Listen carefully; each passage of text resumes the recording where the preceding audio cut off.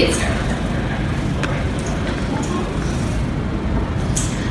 Welcome everyone to the first official Dev Dialogue meetup. We have changed from Ruby Roundtable to include more languages and more topics, but the core of what we want to do is talk about stuff. So we're going to make you all talk. I just want to warn you there. So again, thank you for coming. And I want to thank especially our sponsor tonight. Woohoo, Teachable, yeah! With awesome space and food. And so I'm going to go ahead and invite Noah to come up here and say just a little bit about Teachable.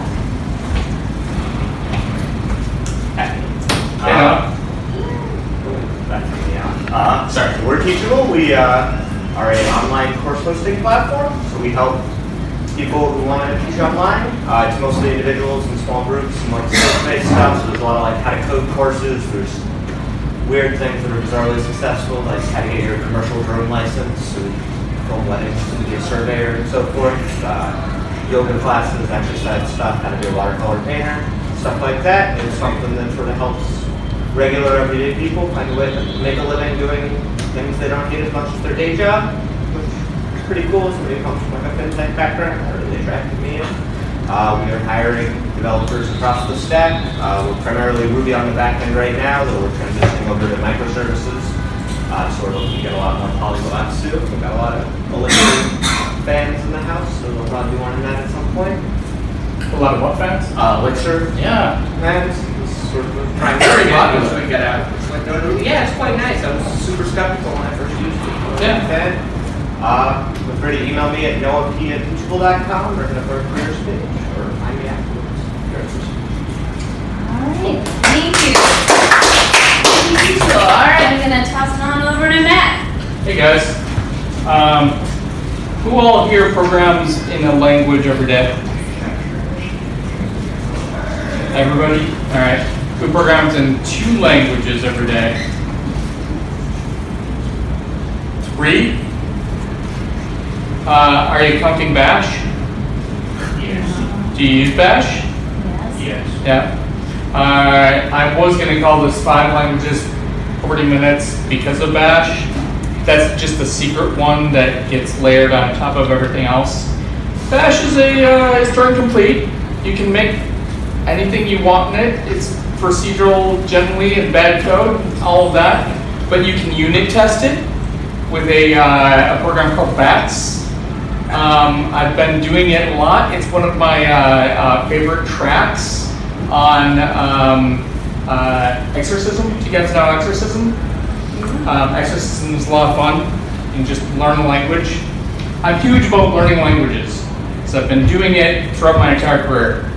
I learned BASIC, and that was great, because then I could like type a bunch of nonsense, load it onto an audio cassette that my Apple IIe would play back, because that was its only disc that I had, and then it would, make the crappiest version of the Running Man that I could create, because I worshipped at the feet of the guy who created Prince of Persia, because he made a game called Karateka, I think it was called, like well before that, and it was only available on Apple IIe and whatnot. But it was amazing. He made a pixel look like it had gravity and motion, and it was fantastic. So I was into it. Eventually, I had to learn because I had to, I guess, how to do like 3-dimensional light refraction for images, like ray tracing, and very early 3D modeling. So I learned VAX, learned early Unix systems in order to compile a bunch of C, in order to put in place a render that would take 5 to 8 days of what would be a ball next to a pyramid with enough light reflection to show that it had a shiny surface. So I've been learning things like this forever, and continually do. I learned C and Perl, and did a lot of early web administration, and a little bit of system administration, and then I had to learn Java for a variety of reasons, one of which was to build tools for our Unix guys. And that brought me to the .com years in Silicon Valley, where I actually used that to produce, for the first time, that was the first time you could get like less than 100 people in a room and code for you an entire business. And before that, it was like upward in huge rooms full of people doing a lot of work. But with the amount of money that we could use, because we didn't have to buy Oracle or Solaris machines, we could go with open source for the first time. So what I thought would be nice for our dialogue to escape a little bit of just the normal discussions of Ruby we have is a discussion of how to learn languages and what you generally have in your pocket while you're learning them. I'm currently in about these 4 languages nearly as equal, except for Elixir, which I just started. Go, I'm a little early on, but JavaScript ES6, cool programs in it. On a daily basis? Pretty well, yeah. Would you say you're JavaScript programmers? Is that what you'd say to someone? No? But someone who was recruiting you would. Right? Yeah. So that's the general idea is that's something that we've been playing with forever, and to tell you the truth, I didn't get good at it or understand it until I was working with JavaScript for about 6 years. Granted, I think most of the developer world didn't really treat it with the same amount of respect it deserved at the time. I worked with bits of ECMAScript, which it comes from. In that I had to occasionally program ActionScript. You guys know ActionScript? Cool, don't. It's basically Flash programming's object-oriented language, right? And that's where I came into a lot of taking JavaScript serious, and not just a way to manipulate DOM. Was, oh, it's an actual language, I should look into it. But I came from procedural and then object-oriented programming, right? I didn't come from functional programming. I did not respect the Lambda or any of those currying tricks or any of that. So when I first took a look at good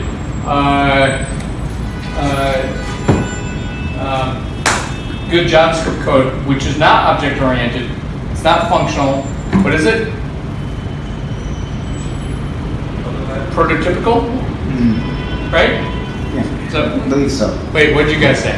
You guys said something, I was going to jump in we're all saying the same thing, but we weren't. Prototyping or? What's that? It said procedural. Okay. And it's still object-oriented. It can be. Yeah. So, yeah. But prototypical is a different way of composing those objects, right? Yeah. And that's a little bit of the shift. And that actually took me learning Haskell to really appreciate what prototypes were, because I did not understand functional programming at all, right? And that seemed to be a big shift.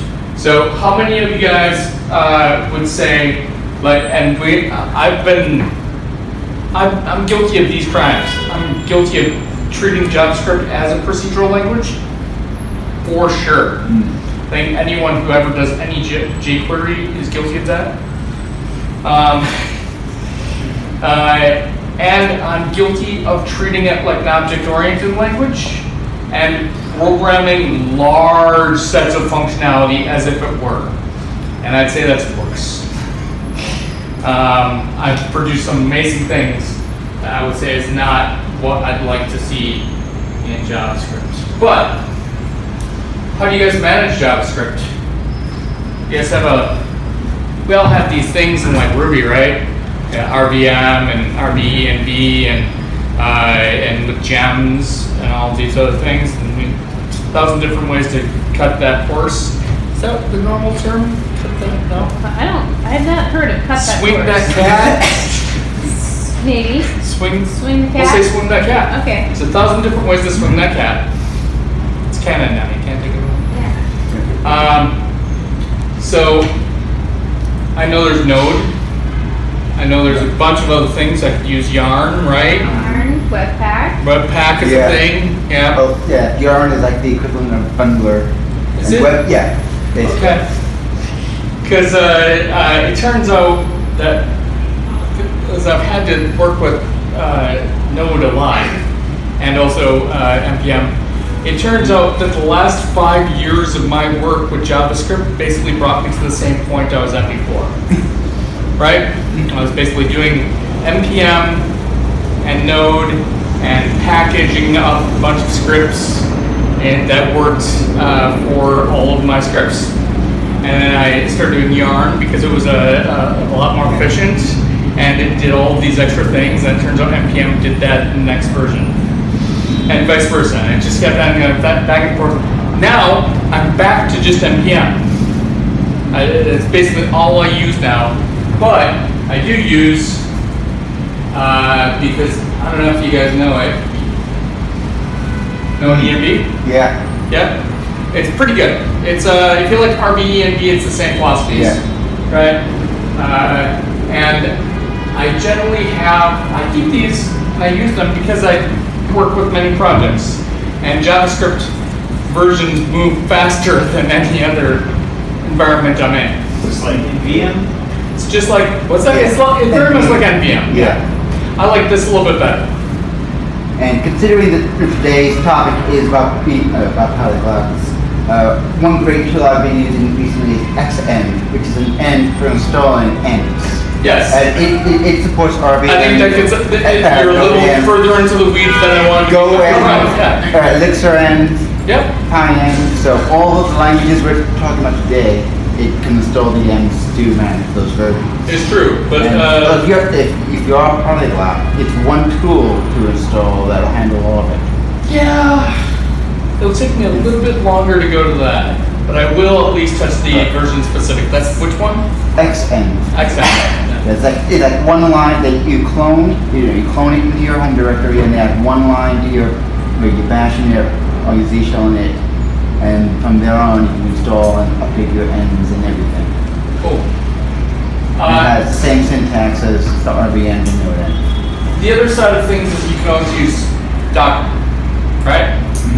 Either way, I tend to kind of look at production versions based on the Docker and the default Node installs, right? So right now, most of my projects are at 8.11.4, right? With at least a few of them creeping up on 10.9, just because that's what everyone is supporting from the containers down, right? Do I need to make that bigger or something? If you could, that'd be cool. Would it be? How cool would it be?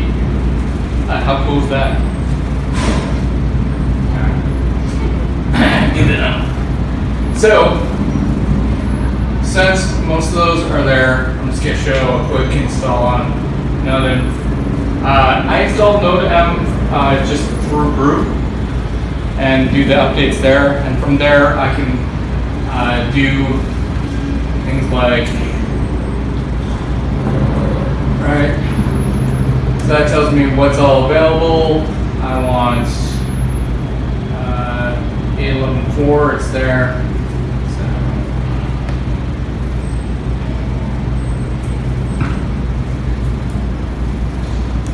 And then I'll pin that as my global and use it.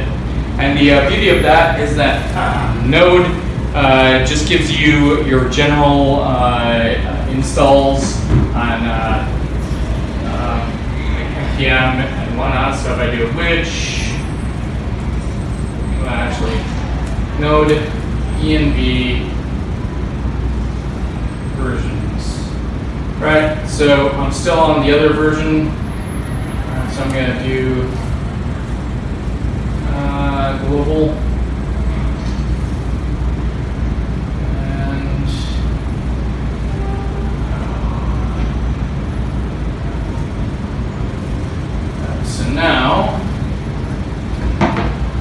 set here. I'll do an npm install -g npm, which does what? Anybody know? Just installs npm to its current version, so it does whatever updates you might want there. That's something anytime I install any of these versions, I'll go ahead and do. Beauty is too, and now I also have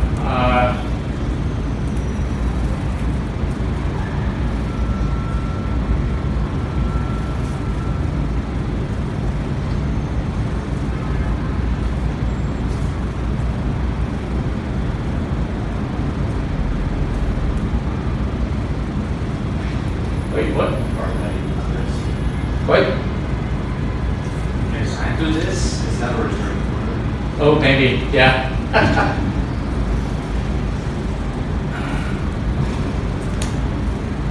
So, now I also have a REPL, right? Those of you who are used to installing IRB or any of the other REPLs that you have for Ruby, Node is sufficiently a REPL. Read, execute, Evaluate? something like that. Yeah. Or print. Print. Print. Read, evaluate, print. Thank you. Excellent. Which means that you can start playing with it a little bit more. The thing about JavaScript that's good and interesting is that it's ubiquitous. Everyone knows it. Everyone has a browser that they can just go to and go to the command line dev tools of that browser and start actually coding with it. You don't even need to have Node, right? You just go into Firefox and start actually like coding on the in the page with the runner that's inside of the browser. I believe Firefox, if you installed that for the longest time, it had a command line version of like Node that you could use as a REPL or execute code from inside of its install pack. And others still do, I believe. I tend to don't know that Internet Explorer or anything off of the iOS side would do that, but it could be. Anyway, so that's generally how I'm working with Node. How many of you guys only use Node for front-end work? But what else are you guys doing? Lambda. AWS Lambda. AWS Lambda, yes. AWS Lambda or Google Functions are amazing. You basically can whip up a webhook for a third-party vendor or something to interact with your sites in a course of like 40 minutes and have it tested and have it linted and put it into a CI/CD and even like mock out all of the other Google things that are there. I know because I've done that at least with Google Functions 4 times last week for 4 different projects, and it was very nice. So, yes. And that also, Google Functions Node version, I believe, supports 6 and 8, which is the other reason that my current runtime is at 8.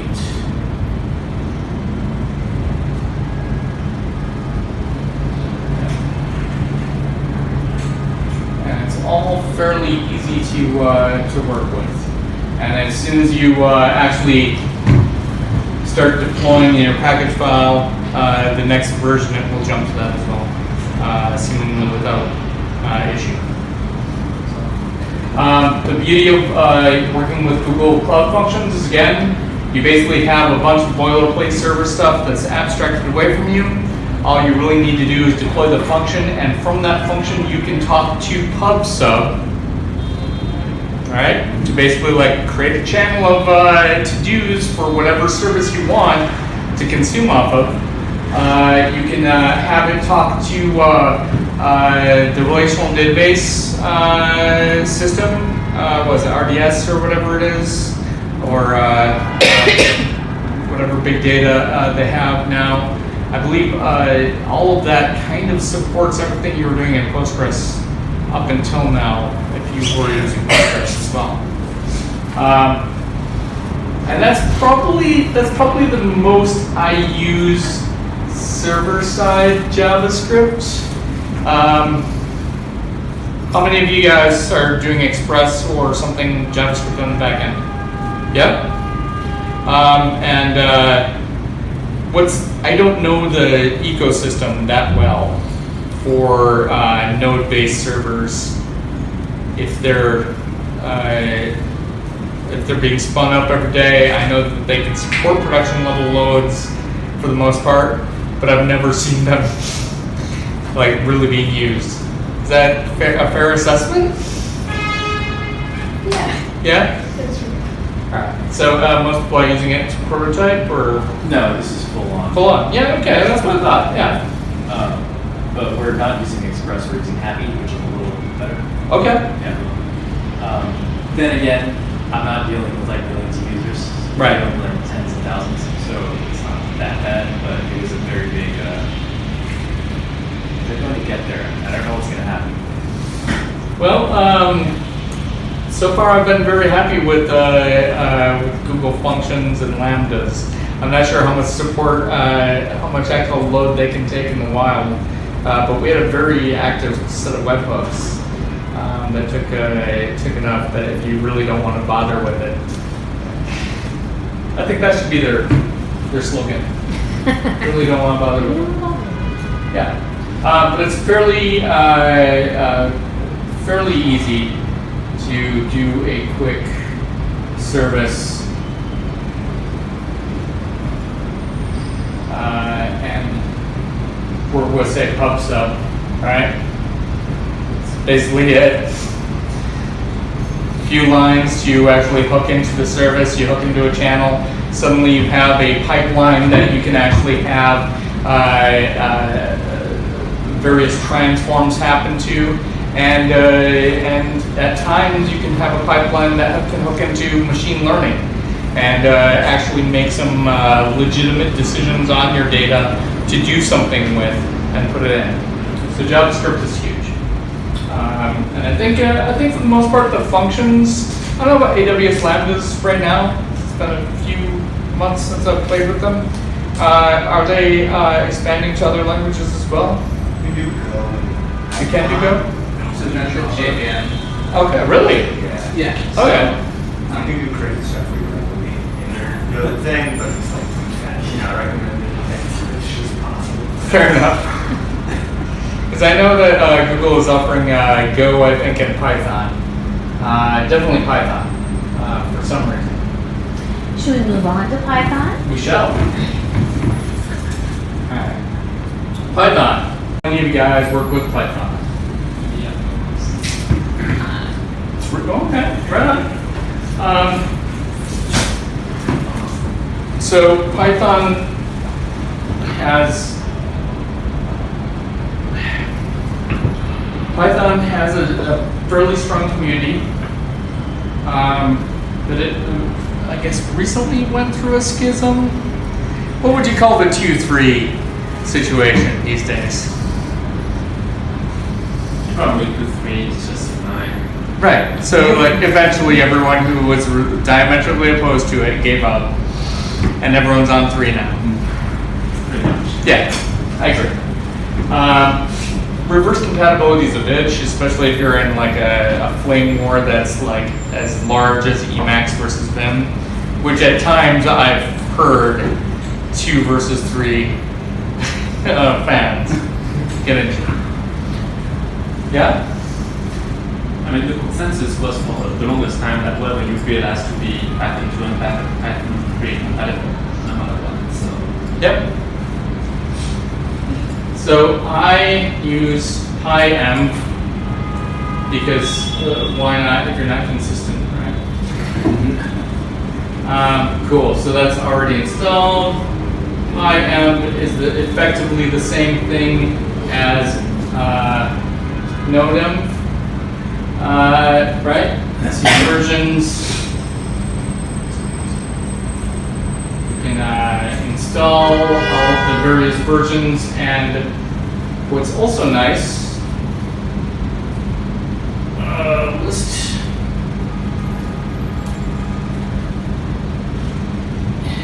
You can now also install Anaconda, Miniconda, IronPython, JPython. Why are those different? It's a rich and varied community. Anaconda glues us that. Yes, Anaconda owns basically all of the big math packages in Python, and they package that up with a few other ecosystem-like things. It's continuum, it's a distribution, open distribution to give access to the continuum and proprietary tools. But they also have it's becoming more than that too, right? They have stuff now. I think quite full details. I use Anaconda because I come from science. Yep. That's what we use. Yep, and that's what our data scientists use as well. And they once went to a conference and came back thinking that Anaconda should be used by everyone.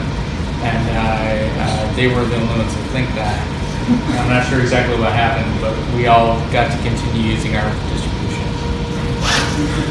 So, I have a distribution, but if you are working with Ruby, you'll also be happy to know that there's something called, do I have it yet? Don't have it for this one, do I?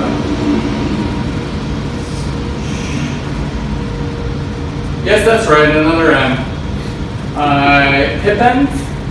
So pipenv is really what is Python is moving to entirely for its like gem scenario. Basically, you install pipenv, and what you'll have is the ability for your Python project to have a gem file. Right? It's called a pip file, and it basically has all of your requirements that you normally have, except for now it's arranged into development sections, and all of the things that you would know from like a package file because you know Node, or a gem file because you know Ruby. Finally, there's something that is definitely managing all of that. So pip equals bundler? So pipenv sort of is the bundler, yes. And they have a pip file that is like the gem file. Okay. Yes. And it's going to be part of the actual languages to support it. In fact, I believe right now if you find a pip file in a project, it will at least switch to the version and respect it as the authoritative requirement file, which is nice. Which is something I think that really just started happening this year. It only takes a second to load up. What do you guys use Python for? Science. Data science. Yeah, data science, of course. So Python has the probably the most accessible set of math libraries and scientific libraries outside of Wolfstrom. That's easily accessible to developers. Would be like the R, yeah, I guess, yeah. Yeah, but more developers are familiar, unfortunately, with Python than they are with R. right. It's just because statisticians on the other side. Yep, and Python just now has a bridge to R as well. Yeah. Through Anaconda? I think so. Jupyter. That's Yes, Jupyter. Jupyter, yes, part of the Jupyter notebooks and all of that. Is that not the same company? Jupyter is open. As far as I know, it's I'll find some of them in the house. Yeah, that sounds right. Open data. All right. So now, if I have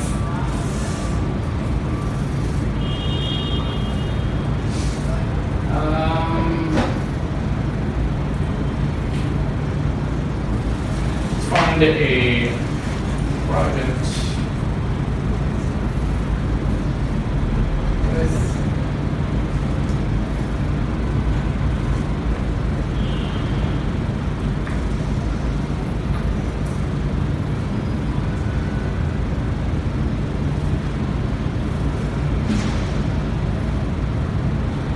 Yep.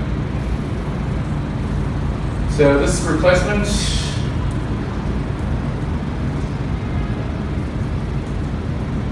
For quick file format.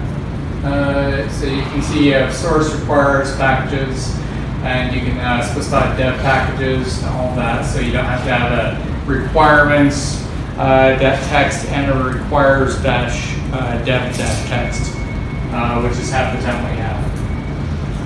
In Python.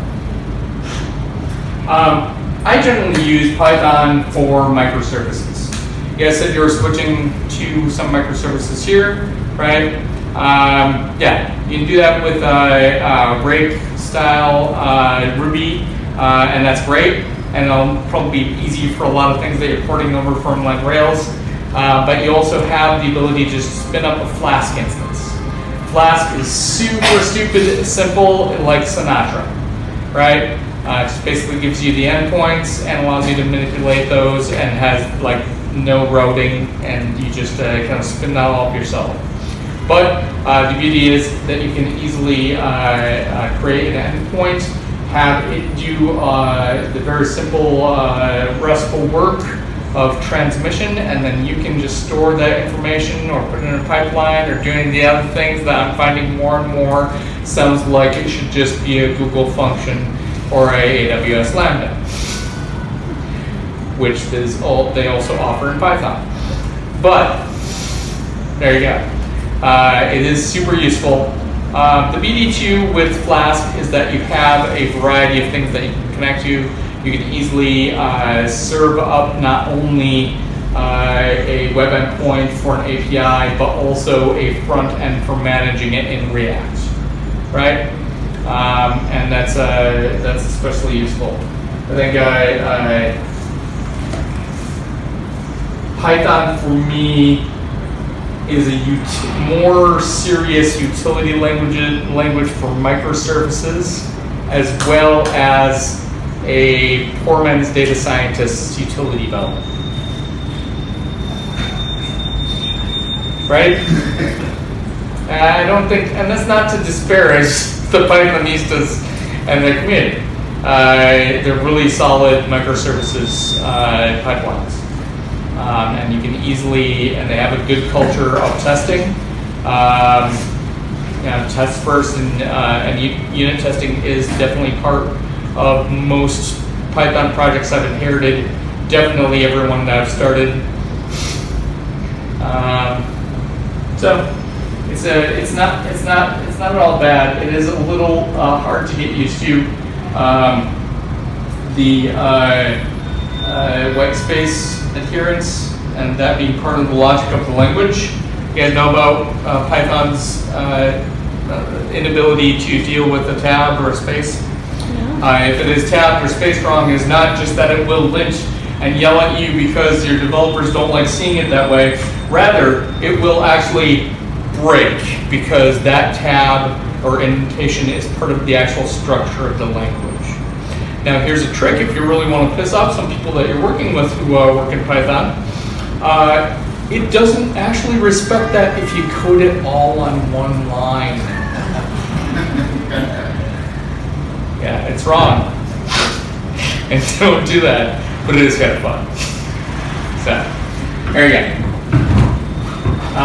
But yeah, I do a lot of Python, largely just microservices these days, but occasionally I still get like a Django project together.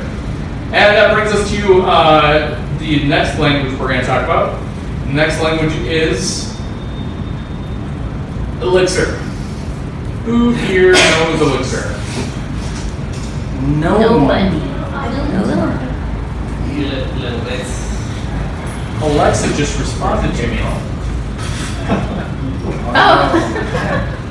Elixir. I've renamed did my a Alexa to tutorial for a computer. day. What's that? Tutorial for a day. Yeah. All right, Elixir in Phoenix. Who here's done Go? Anything with Go?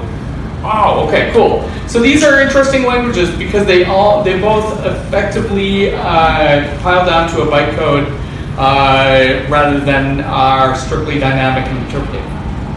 What does that mean? Hard to say. It means two things. One, because Go goes down to machine code to actually interpret its code, it's more like a compiled language than it is a dynamic language, and that used to be a huge performance gain. It's less so now because the dynamic runtime systems are so good. But if you want reliable, performant code that won't slow down for stupid reasons, Go is a very nice option. And we've started using Go for a lot of things. Go is really easy to install. You can do it one of two ways if you're using, but generally it is whatever package management system you have, or you can compile it locally. Package management system would allow you to install it, say, through Brew, or I don't know, what are you guys using for debian these days? apt-get? Yes. Yeah. Or Yeah. Pac-Man? What are the other distributions? APK. There you go, yeah. In any case, And like I mentioned, there is a Go engine. there is. There is. I Go don't know if it's in engine? HomeKit, but Alright. I mentioned that I do exorcism. I just started my Go for exorcism. Let's see what that looks like, right? and speaking of exorcism is written in Go. Yes. Go is great for cross-platform command line tools because it's very easy to build cross-platform tools with it. Cross-compilation, and you don't need to have That's true. the interpreter. Because of Like this the machine Ruby, language. the Ruby CLI, you have to ensure that everyone has the Ruby CLI interpreter and all the packages, all the gems and everything. With Go, it's just one executable. So I must not have done anything yet. That's cool. Let's see sort of what is there. So this is nothing. That you can start, Bob? Start this. Right, so very simple for strings. I think string interpolation was very straightforward. I have one thing that I'm doing for work in Go right now, and that's to take over a set of API endpoint clients. It's just a bunch of tools that are effectively, you guys do Postman as a REST client? Yeah? Yeah, have you ever used Paw? All right, Paw is awesome. And I'm going to show you this just because it is so wonderful. If I have a endpoint, right, say I've got a request here, I can actually export that into a variety of languages, including Go. And that gives me all of the stuff that I normally would call. I don't know if I can actually. Can't make that bigger. Maybe. Isn't only Zoom. I'll make like this. No, it only works on this one. Anyway, with Paw, you can basically take and export any curl request, any HTTP request, anything that's a standard REST, and it'll basically export it to any of the Swagger, Swift, I don't know, like WordPress. I gotta see what the hell that is. Right?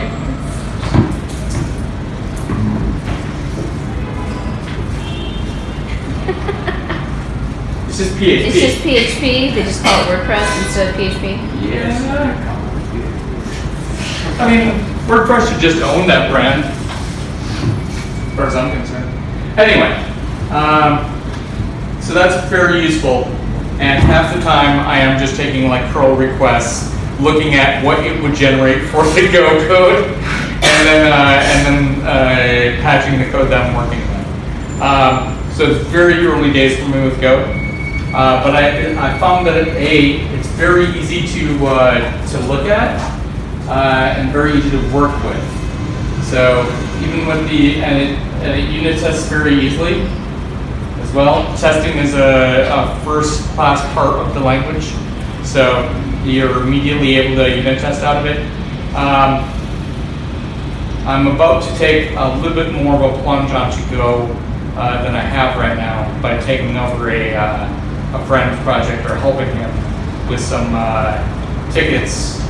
And basically all it does is allow you to take whatever unit test you have, and then it translates it to tests against whatever Docker container you're targeting. So fairly simple, but that's also all in Go, and I can't imagine it's recent, so I should be a little bit more of a taste of what I'm dealing with. Do you know why Go uses the timing way of assignment with the colon equals? You know, they seem to be channeling C in a lot of ways, as far as like spiritual ancestor. Like, I keep on waiting for the KNR to come out for it. KNR is this beautiful book that taught you how to use C, and I think was the first place anybody ever published FizzBang. Could be wrong. But yeah, I should hand them out. They're wonderful books. Anyway, but yeah, I think it's all of the old-timiness I blame on C, and it's fantastic. Has anyone gotten around that if is not null, like I whenever I see Go code, I get annoyed with the constant error checking everywhere. I mean, I think that's sort of their style, right? I guess. It's why is Java a pain in the ass to work with security-wise and permissions-wise and namespacing? Well, and of course also error handling. Yes, absolutely. Well, yeah. And speaking about channeling C, you know who one of the creators of Go is? Ken Thompson, Yes, that's right. who is one of the creators of C. And B before that, I believe. Was he? Is he responsible for B? All right. I suggest that people.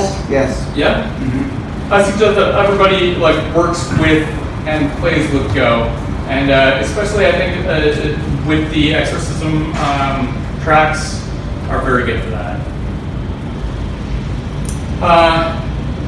No. All right. So Elixir. Y'all work with Elixir though, right? Not more than just no practice. Right. So just like home stuff.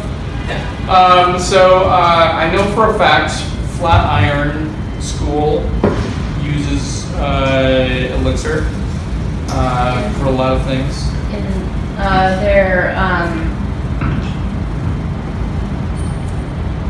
Their special IDE, I think was called. The name of it is escaping me, but yeah, It's a Jupyter. Jupyter Notebook, yeah, is written in Elixir, yeah. I actually don't know what Jupyter Notebook would just be Python. Would Probably. just be Python. Yep. There was some part of it that I looked up was definitely. Yeah, they do have a proprietary platform that they run that our client bought. So Yeah. Oh, really? Yeah. Yeah. Cool. Well, I know they're using it in production someplace. I also know a lot of other people are, and it's becoming very popular. I haven't seen it that much as far as my clients go, but I've started to play with it. Do you guys know what Erlang is? Have you worked with Erlang? No. No one's worked for Erlang because Erlang was invented by Ericsson. Who has an Ericsson phone? No one has them. Back in the day? Yeah, Yeah, everyone did back in the day. I'm not sure what, I think they just like Obi-Wan like disappeared into the Force and now are with us. So what by Sony? What? Yeah, so same thing, yeah. At least the mobile part, and the other one still produces chips and electronics. Oh. So you don't see them as a consumer, but like, Right. they're still. They've got all Texas Instruments on us. Yeah, there. Yeah. Right on. All right, so I've worked with Erlang, and it was insane, but it was only for a Jabber server, eJabber. I worked with a little bit, in which everything was Erlang. Like all of the comp files just looked like JSON files. Everything looked like a JSON file. And so the only thing I know about Erlang itself is that it's like programming with JSON. Which, if you think about that, is kind of like when someone first introduces you to CSS. And it never becomes better. But Jose Bellin knew a little bit of Erlang, and he knew Ruby really well. In fact, he was one of the youngest contributors to both Ruby and Rails for the longest time. And this company out of Costa Rica? I don't know. South America? Brazil. That's it. Platformatic. Yep. Really good. Sponsored him just messing around with Elixir. And it's become a whole thing. They have a documentary now. It's like a whole, yeah, it's getting crazy. It's one of the most viewed and joined tracks for Exorcism. It's just gotten so much traction. It's unavoidable for me to like not include it in this. So I just did two things, as I do for just about everything that I try to learn. One is to see if I have it approved.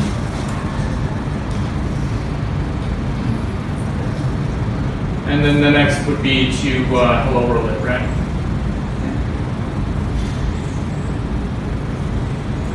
That way, it's going. So it's installed, and let's see. So the Elixir, it's IEX. Right. Okay. And Elixir is interesting because it's very much built on the foundations of Ruby in so many ways.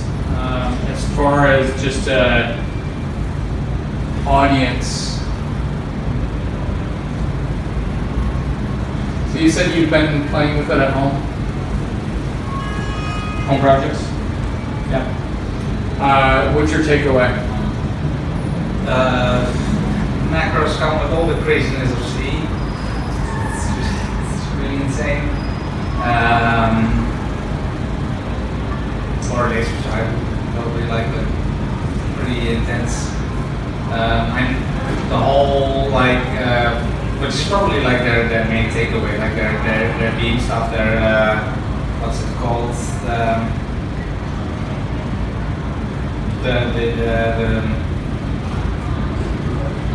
Yeah, that's stuff. That is what I never still Supervisors? right? Yeah, like their what's the name again? The stuff that will handle the parallelism. So yeah, it's basically a new way of doing threading. OPL. Yeah. OTD. That's the one. What's that stand for? Open Telephony Protocol. It's Ericsson, so it's all telephone stuff. Yeah, it is something like that. Let's see.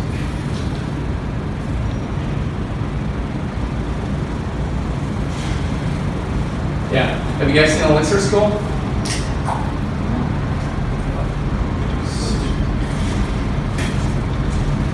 Half my initial questions came up in this. So the interesting thing about it is that it looks a lot like Ruby in some ways. But the way it's programmed, it's Erlang is it's meant for telephony. It's meant for that type of cross-switching parallelism, which I don't exactly know how to describe.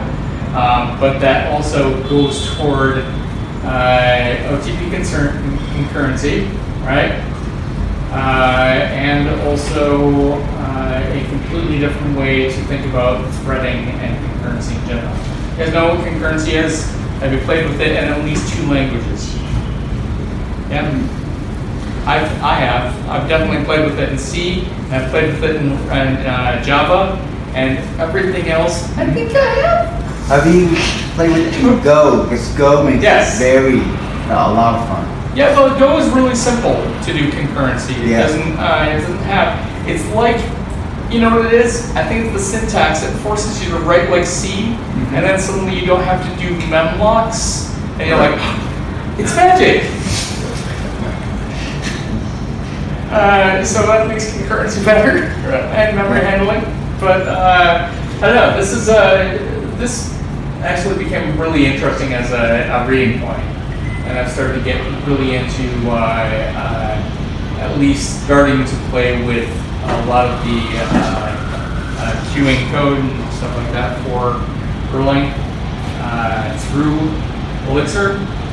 And again, like if you took a look at Elixir, or Erlang rather, no one wants to program in Erlang.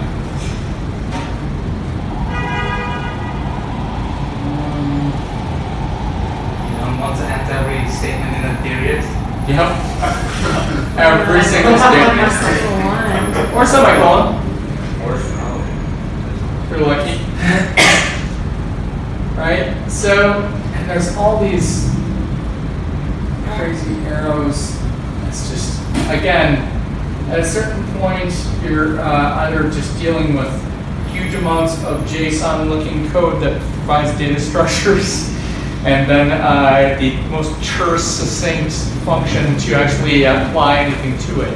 So it becomes really hard to read and really hard to work with. But I think not only have they done really well with Elixir just by being able to leverage it, but also the ability to have that syntactic sugar to actually just manipulate it as if it were an OO language. But I think that's the peril that I'm going to find, is that very quickly I'll be coding it like it's Ruby. And I know it's not, and so I'll probably fail on that. But I think that's, especially if you're dealing with microservices, Flask, Go, Elixir, I think they're all really good choices, at least to play around with. I always keep at least a language that I'm learning on deck. And nowadays I'm keeping 2. Any questions?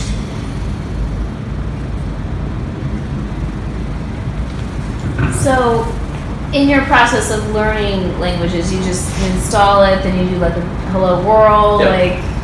I've been going through. I've actually been going through the tracks for a lot of these, just starting to at least, because I think it's a good way. You know what I used to do is at least for Ruby, every time a new large version would come out, I would like grab the Ruby cones and run through them for the language improvements, and a bunch of stuff would break, but through that process easily get on board with what it should be doing. And I'd love to see that for everything. And I think what that is right now is straight up the exorcism tracks. Right? They're fairly decent, and they have one for everything, including Bash.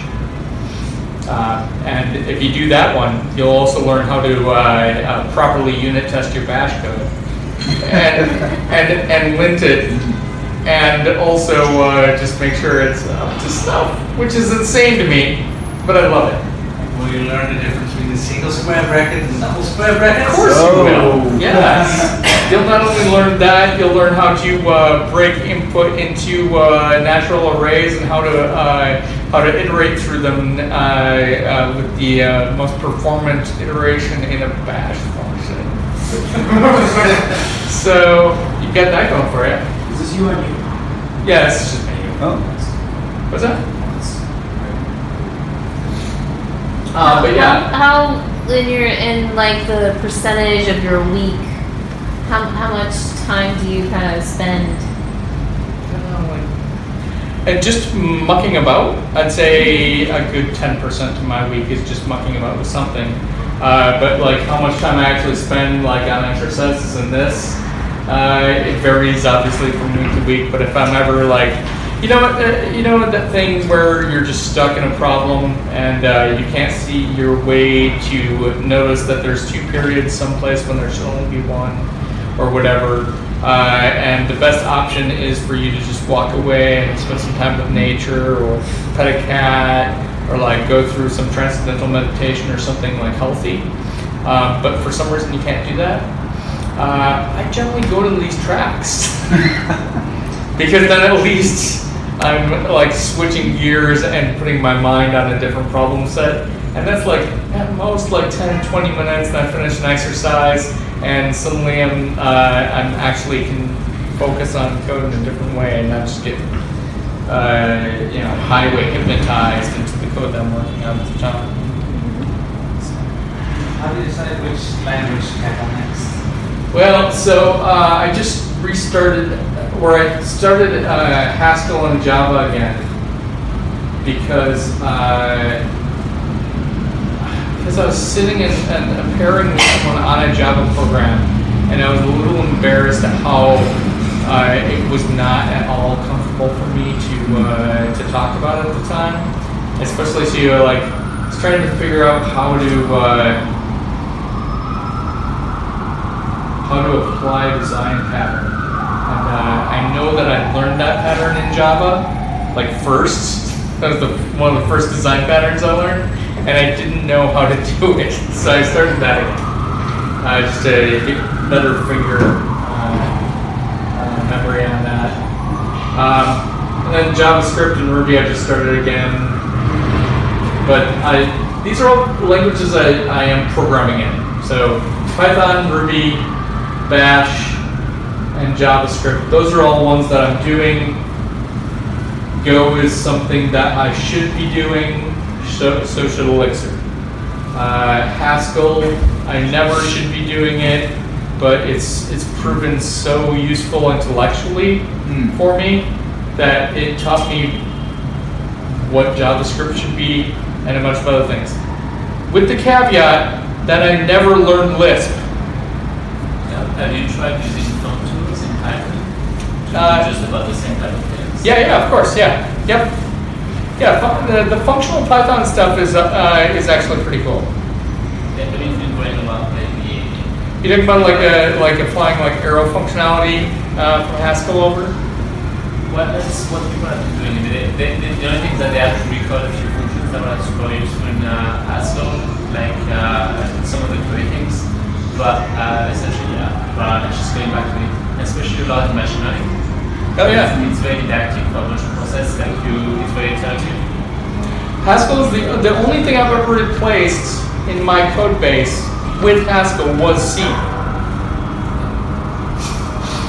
And it's partially because like it is a beautiful language intellectually, but it will take me a good 20 minutes to like grok what I wrote like a year ago in it. Right? It doesn't have a pleasant structure to it to like just grok and immediately know what it is. Whereas like in Ruby and Python, I feel that you're kind of battered over the head to make sure it's as readable as possible, right? And that's definitely not the case with Haskell. Yeah. Anything else? So when you're like stuck on like a Ruby problem, let's say you're like, okay, I'm gonna go to exercises and go work on some exercises. Do you go to the Ruby track to work on Ruby stuff, or are you like, nah, do you like? Usually not. No, I think it's the same thing that I do when I like pull out some Legos or something. Right? I just want my mind to be active, but not to be stuck in the same quagmire it was in. right? And that usually unblocks whatever I'm doing on the other side. Like if I'm too focused on the language I'm in or the problem I'm working on, definitely that it tends to get worse if I continue looking down that hole. Anything else? So, let's say you learn 9 language, but for your company, you only use the Java. So how do you avoid you forgot what you learned? Any language you learn informs the language you work in. Okay? So you may not, Latin may not help you in your day-to-day, natural language, but it'll help you when you want to learn English, or it'll help you, in the sciences, right? So I think at the very least, just because your company only has one flavor doesn't mean you should. Because it will definitely inform and make you better at Java if you know how to program in Haskell, if you know how to program in C, etc. And why not encourage it? Right? You can easily show off that you can write this, especially if you're using the JVM, right? Write this in both Java and in Clojure, and you can present to your bosses this situations where it might be a good idea to have a microservice in Go, right? Rather than to spin up an entire Spring-injected huge structure just for a HTTP endpoint, so that you can pipe that into your Python with a lot of infrastructure, right? And I think they'll also find that Go is probably it's definitely as performant as Java, potentially more, and I'd say it's as secure, just in the way that the language is designed. I've been to a few of the Go meetups at Google, and they are running most of their services now on Go.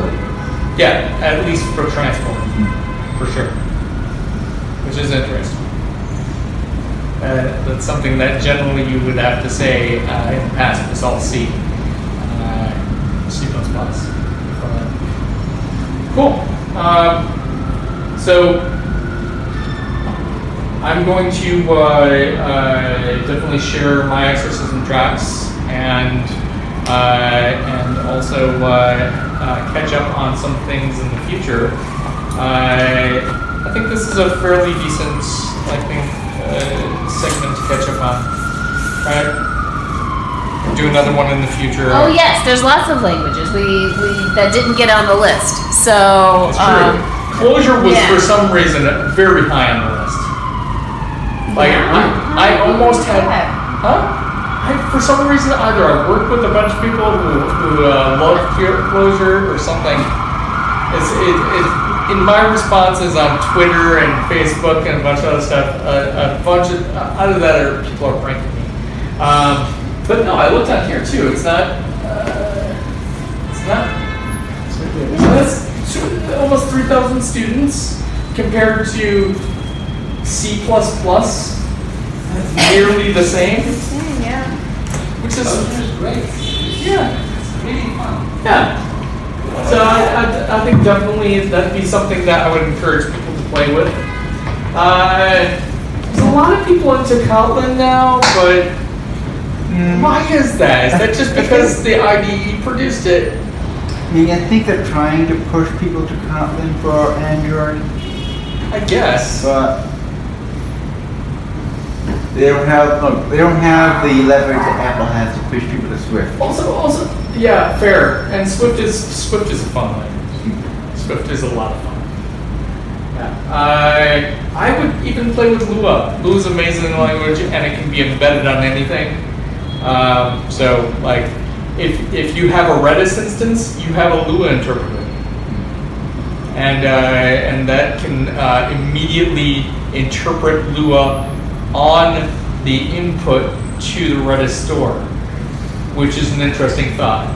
And I'll let you guys play with that so that you can make the owner and contributor to Redis life more painful, because that's fun for me. I worked with them for a little. All right. Do you know there's a language called Julian? I just saw that. Yeah. My daughter's name is Julia, so there's 200 people interested on there.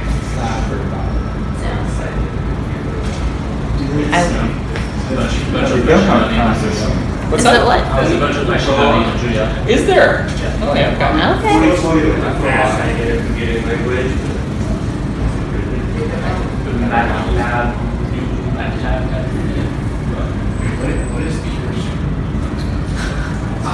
Purely functional JavaScript. Purely functional JavaScript. It was very popular in Germany. Is it? Assembly. Sorry. I think it has a first-hand support for like curry and stuff built into it. I think it's just sad that Vim script is up there with everything else. According to GitHub, it's my most popular language. Has anybody done anything with Racket? No. Racket is pretty much C. Is it? Yeah. It's meant for making languages, right? Pretty sure. It's meant for, I think, teaching languages more than making languages. It's Lisp. But It's so Lisp, basically. there was a whole bunch of jazz about Crystal not so long ago, right? I've What heard about of that? CFML. Been hearing a lot of stuff like that. What's it? Been hearing a lot of people talk about Elm. Yeah.